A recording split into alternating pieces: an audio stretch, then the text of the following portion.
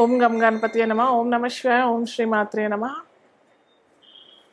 So ఈరోజు మనము బృహస్పతి వక్రీగతి అయి వాటి ఫలితాలు ఎలా ఉంటాయి, ఒక్కొక్క రాశికి ఎలా ఉంటుంది, అలాగే వక్రీ అని అంటే కూడా చాలామంది పలు రకాలుగా చెప్తూ ఉంటారు.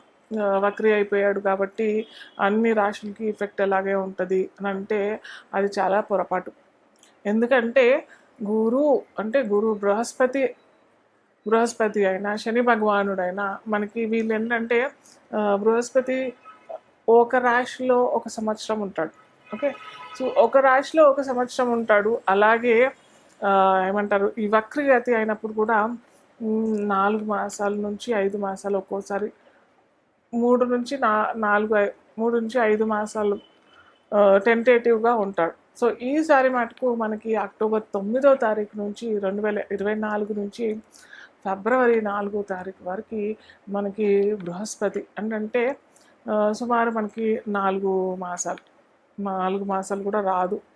సో కొద్దిగా అటు 3.5 మాసాలు లేదా కొద్దిగా ఎక్కువ పై చినుకు సో వస్తుంది. కాబట్టి చాలామంది ఏంటంటే వక్రీ అని అంటే బృహస్పతి మనకి ఇప్పుడు వృషభ రాశిలో ఉన్నాడు కాబట్టి వృషభ రాశి నుంచి మేషరాశిలోకి వెళ్ళడు. యాక్చువల్గా వెళ్తూ ఉన్నట్టుగా మనకి ఈ ఏమంటారు నవగ్రహాలు మనకి తిరుగుతూ ఉంటారు కదా, సంచరిస్తూ ఉంటారు కదా. ఆ సంచారణలో మనకి ఎక్కడి నుంచో అది అంటారు కదా, స్కై వ్యూ అంటారు కదా. సో ఆ రకంగా అక్కడి నుంచి చూసినట్టయితే కొద్దిగా ఏమంటారు, స్లోగా అయిపోయినట్టుగా మనకు కనిపిస్తుంది. సో దాన్ని మనము వక్రీకరంగా మనం పరిగణించి వాటి ఫలితాలు ద్వాదశ రాశుల వారికి ఎలా లభిస్తుందో మనము చూస్తామన్నమాట. సో ఇక్కడ ఇంతకుముందు చెప్పినట్టు బృహస్పతి వక్రీ అంటే గురు వక్రీ అయినాడు కాబట్టి గురు భగవానుడు మనకి సరి అయిన ఫలితాలు ఇవ్వడు. వృషభ రాశి వారికైనా కానీ ఇంకా ఏ రాశి వారికైనా కానీ సరి అయిన ఫలితాలు ఇవ్వడు అనేది చాలామంది అంటూ ఉంటారు. కానీ ఇది కరెక్ట్ కాదు. ఎందుకంటే మన జాతకాల్లో కూడా కొందరికి మీ జాతకాలు చూసుకోండి. ఫస్ట్ మీరు మీ జాతకాల్లో చూసుకున్నప్పుడు అయితే ఏ గ్రహం వక్రీ అయి ఉంది అనేసి అక్కడ మీకు ఇప్పుడులో మనకి చాలా సాఫ్ట్వేర్స్ కూడా లభిస్తాయి. లేదా మీకు తెలియదు అని అంటే ఎవరన్నా జ్యోతిష్యుల్ని సంప్రదించి వారితో మీరు కనుక్కొని గురు వక్రీ లేదా శని భగవానుడు వక్రీ, గురు భగవానుడు వక్రీ లేదా బుధుడు వక్రీ అయినాడు అని అంటే మటుకు ఇప్పుడు మనకి ఎప్పుడంటే ఈ గురు వక్రీ అయినప్పుడు వీళ్ళకి ఎప్పటి నుంచో ఏదన్నా కోరిక ఉండింది. ఫర్ ఎగ్జాంపుల్ ఒక జాబ్ లభించాలి అని ఎప్పటి నుంచో అనుకుంటున్నారు. విద్యార్థి స్థానం నుంచి జాబ్ సిచ్యువేషన్ దాకా వెళ్ళినప్పుడు జాబ్ లభించట్లేదు. చాలా ప్రయత్నం చేస్తున్నారు కానీ లభించట్లేదు అన్న వారికి, లేదా మేము జాబ్లో ఉన్నాం కానీ ప్రమోషన్ దొరకట్లేదు, మాకు చాలా ఇబ్బందులు అవుతున్నాయి అని అన్న వారికి, లేదా ట్రాన్స్ఫర్ అవ్వట్లేదు మాకు జాబ్ నుంచి, మేము అనుకున్న ప్లేస్కి వెళ్ళాలి అని అనుకుంటే లభించట్లేదు అని అన్న వారికి మనకి వాళ్ళ జాతకంలో గుర్తుపెట్టుకోండి, ఇది ఖచ్చితంగా గుర్తుపెట్టుకోండి, వాళ్ళ జాతకాలలో గురువు వక్రీ అయినట్టయితే వీరికి ఈ సమయంలో మంచి ఫలితాలు వస్తాయి. ఓకే, గురువు గుర్తుపెట్టుకోండి, మళ్ళీ చెప్తున్నాను. గురువు మీ జాతకంలో వక్రీ అయినట్టయితే ఇప్పుడు అక్టోబర్ 9వ తేదీ నుంచి ఫిబ్రవరి 4వ తేదీ వరకు మంచి ఫలితాలు ఇస్తారు. ఎందుకంటే మీ జాతకంలో వక్రీ అయినాడు కాబట్టి ఇక్కడ వక్రీ అయినప్పుడు మీకు మంచి సత్ఫలితాలు ఇస్తాడు. సో అలాగే స్పెసిఫిక్గా కొందరు వృషభ రాశి వాళ్ళే అయి ఉంటారు, వాళ్ళకే గురు వక్రీ అయి ఉంటుంది. సో వాళ్ళకు కూడా డిఫరెంట్గా ఉంటుంది అనమాట. సో ఇలా మీరు మీ జాతకాలు పరిశీలించుకొని వక్రీ అయినాడు, ఏ గ్రహాలు వక్రీ అయినాడో చూసుకోండి. సో ఇక్కడ మనం చెప్పినట్టుగా గురు వక్రీ అయినాడు అని అంటే ఆ గురు మీ జాతకంలో వక్రీ అయినాడు కాబట్టి ఇప్పుడు మనకి గోచార గురువు అలాగే మీ జాతకంలో జన్మ గురువు వక్రీ అయినాడు కాబట్టి మంచి ఫలితాలు. వివాహం అవ్వట్లేదు, వివాహం అయ్యే ఛాన్సెస్ ఉంటాయి. సంతానం కలగట్లేదు, సంతానం అయ్యే ఛాన్సెస్ ఉంటాయి. జాబ్ దొరకట్లేదు, జాబ్ లభించే ఛాన్సెస్ ఉంటాయి.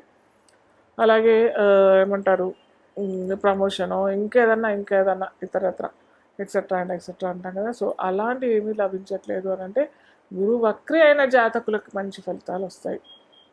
సో ఇక్కడ గమనించాల్సిన విషయం ఏంటంటే, చెప్పాను కదా, అది వక్రి అయిన జాతకులకే వర్తిస్తాయి. సో వక్రి అవ్వలేదు, మాకు స్ట్రైట్గానే నడుస్తుంది అని అన్న వాళ్ళకి వీరికి కొద్దిగా ఇబ్బంది ఏంటంటే, వీరికి ఒకవేళ వృషభ రాశి అయితే ఏమంటారు, వారికి మంచి జరిగే రాశి అని అంటే, ఒక్కొక్క లగ్నాలకి ఒక్కొక్క రాశులు మిత్ర రాశులు అవుతాయి. ఆ గ్రహాలు మిత్ర గ్రహాలు కూడా అవుతాయి. సో వారికి ఏంటంటే కొద్దిగా ఇబ్బంది, లేదా వారికి మిత్రగ్రహం కాదు, మిత్ర రాశి కాదు అని అన్న వారికి అయితే మంచి ఫలితాలే వస్తాయి. సో ఇలాగా మనము సార్ట్అవుట్ చేసుకున్నట్టయితే చక్కటి ఫలితాలు మనం చూసుకొని వాటికి తగ్గట్టుగా మనం పరిహారాలు చేసుకున్నట్టయితే చాలా చక్కటి ఫలితాలు వస్తాయి. సో ఇన్ జనరల్గా మనకి కాలపురుషాంగంలో వృషభ రాశిలో ఇప్పుడు మనకి గురువు వక్రి అవుతున్నాడు కాబట్టి అందరికీ చేసుకోవాల్సిన పరిహారం ఏంటంటే, చక్కగా వృషభ రాశి అంటే ఏంటంటే, వృషభం అంటేనే రెండవ రాశి, కాలపురుషాంగంలో ద్వితీయ రాశి. ద్వితీయం అనంటే రెండో స్థానం అనంటే కుటుంబ స్థానం అవుతుంది. అది మనకి ఏమంటారు, ధనస్థానము అవుతుంది. ధనస్థానాధిపతి అయిన శుక్రుడు మీకు గురువు కూడా చాలా చక్కగా మీరు జాతకాల్లో ఉన్నట్టయి గురువు వక్రి అయినట్టయితే కొద్దిగా ధనానికి ఇబ్బంది అయ్యే అవకాశాలు ఉంటాయి. కాబట్టి అలాగే మనకి గురువు కూడా ధనకారకుడు అవుతాడు కాబట్టి కొద్దిగా ధన విషయంలో చాలా జాగ్రత్తగా ఉండాల్సిన అవసరం ప్రతి ఒక్కరికి ఉంది. సో అలాగే ఇంకొకటి ఏంటంటే, బెట్టింగ్స్ ఇలాంటివన్నీ చేస్తుంటారు కదా, సో వాళ్ళు చాలా జాగ్రత్త పడాల్సిన అవసరం ఉంది.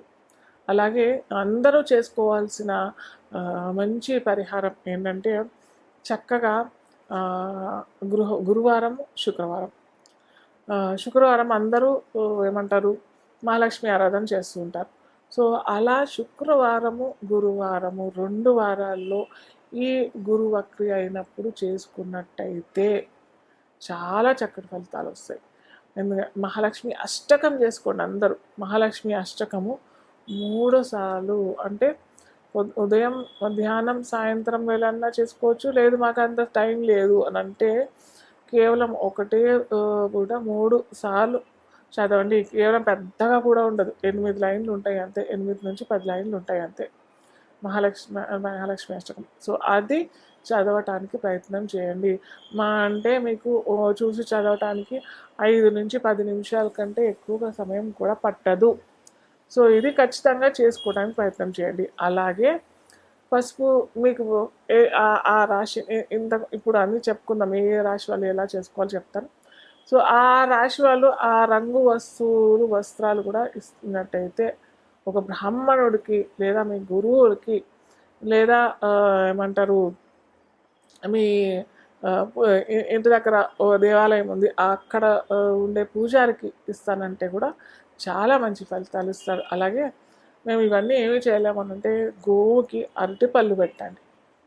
ఓకే, ఇది గురువారం శుక్రవారం 2 రోజులు చేస్తే మటుకు అటు ధనానికి లోటు కాకుండా, అటు చదువుకి ఇబ్బంది లేకుండా, ఇప్పుడు చెప్పబోయిన అన్ని వివాహానికైనా సంతానానికైనా ఇలాంటి ఆటంకాలు లేకుండా చక్కగా ఉంటారు. మీనరాశి. సో మీన లగ్నం తెలియని వారు రాశి అని అనుకున్నట్టయితే, ఈ రాశికి అధిపతి ఎవరు అని అంటే మనకి బృహస్పతి అవుతాడు. సో బృహస్పతి తన నుంచి 3వ రాశిలోకి ఇప్పుడు సంచారం జరుగుతూ ఉందన్నమాట. సో 3 అంటే ఎప్పుడైనా ఇది ఒక చిన్న టిప్ అనుకోండి, ఇంకేదన్నా అనుకోండి, ఎవరికన్నా ఇది ఏమంటారు జ్యోతిష్య విషయాల్లో ఇంట్రెస్ట్ అయినట్టయితే మీకు ఇది చాలా మంచి టిప్. ఎప్పుడైతే లగ్నాధిపతి తన రాశి నుంచి తన స్థానం నుంచి 3వ స్థానంకి వెళ్ళినట్టయితే అది సెట్ అయిపోవడం అంటే తన కారకత్వాలు కోల్పోవటం అవుతుంది. సో అలాగే అది లగ్నాధిపతి తన జన్మ జాతకంలో అయినట్టయితే సెట్ అయిపోయినట్టే. అలాగే ఇది కొద్దిగా మనకి గోచారం విషయంలో కూడా జరుగుతుంది. అంటే తన నుంచి త్రిక స్థానంలోకి ఉన్నాడు కాబట్టి త్రిక స్థానాధిపతి కూడా తన సంచారం కూడా మంచి ఫలితాలు ఇవ్వడు. సో ఇప్పుడు సంచారం ఫలితాలు మటుకు మంచిగా ఇవ్వడు. కానీ మనకి ఇప్పుడు రేపు అక్టోబర్ 9వ తారీఖు నుంచి మనకు ద్వితీయ స్థానం అంటే కుటుంబ స్థానానికి వస్తున్నాడు, మేషరాశిలోకి వస్తున్నాడు, మేషరాశి ఫలితాలు ఇస్తాడు. ద్వితీయం అంటే కుటుంబ స్థానం, అలాగే ధనకారకుడు గ్రహం ఏది అని అన్నట్టయితే కూడా బృహస్పతి అవుతాడు. కాబట్టి అటు ధనకారకుడు అలాగే కుటుంబ స్థానంలోకి వస్తున్నాడు. మేషరాశి కూడా వీరికి మిత్రరాశి అవుతుంది. కాబట్టి సో మీ ఇళ్ళలో శుభకార్యాలు జరిగే అవకాశాలు ఉంటాయి. ధనానికి ఏదైనా దీర్ఘకాలికంగా ఆగిపోయిన ధనానికి సంబంధించింది ఏమన్నా విషయాలు ఏమన్నా ఉంటే మటుకు కూడా అవి సాల్వ్ అయిపోయి మీకు ధనం చేకూరే అవకాశాలు ఈ అక్టోబర్ 9వ తారీఖు నుంచి మీకు రేపు ఫిబ్రవరి 4వ తారీఖు వరకు ఉంటుంది. సో మీరు చేసుకోవాల్సిన చిన్న చిట్కా ఏంటంటే ఎక్కువగా గురువారాలు ఏదైనా మీ ఇంట్లో శుభకార్యాలు అవుతున్నాయి అని అంటే కొద్దిగా గురువారాలు చేసుకోవడానికి ప్రయత్నం చేయండి. అలాగే ఏదైనా శుభకార్యాల కోసమై నిమిత్తమై బయటికి వెళ్తున్నారు అని అంటే కూడా గురువారం చేసుకోవడానికి ప్రయత్నం చేయండి. అలాగే కొద్దిగా ఎక్కువగా పసుపు రంగు వస్త్రాలు ధరించడానికి ప్రయత్నం చేయండి.